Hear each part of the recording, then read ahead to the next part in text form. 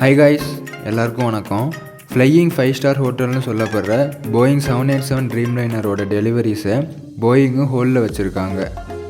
இதோட காரணம் என்னென்னா, ஸ்பிரிட் ஏரோ சிஸ்டம்ங்கிற ஒரு சப்ளையர் தான் போயிங் 787ஓட ஃபார்வர்டு ப்ரெஷர் பல்க்ஹெட்டை போயிங்கு சப்ளை பண்ணுறாங்க. இந்த ஃபார்வர்டு ப்ரெஷர் பல்க்ஹெட்டில் ஏற்பட்ட அனாலிசிஸ் எரர் காரணமாக தான் போயிங்கு இதை ஹோல்டில் வச்சுருக்காங்க. இந்த எரருக்கு போயிங் என்ன சொல்லியிருக்காங்கன்னா, இந்த எரர் ரெக்டிஃபை பண்ணுற வரைக்கும் எந்த போயிங் 787 நியூ ஏர்க்ராஃப்ட்டும் கஸ்டமர்ஸ்க்கு டெலிவரி ஆகாதுன்னு சொல்லியிருக்காங்க. ஏற்கனவே பறந்துக்கிட்டு இருக்க போயிங் 787 இந்த ப்ராப்ளம்ஸை ரெக்டிஃபை பண்ணுறதுக்காகவும் கஸ்டமர்ஸோட கம்யூனிகேட் பண்ணிக்கிட்டு இருக்காங்களாம். போயிங் 787ஓட டெலிவரி தான் ஹோல்டில் இருக்குது, ப்ரொடக்ஷன் ஹோல்டில் இல்லைன்னு போயிங் தரப்புலேருந்து சொல்லியிருக்காங்க. இந்த எரர்னால் கிட்டத்தட்ட 3% ஆஃப் போயிங் ஷேர் குறைஞ்சிருக்கு.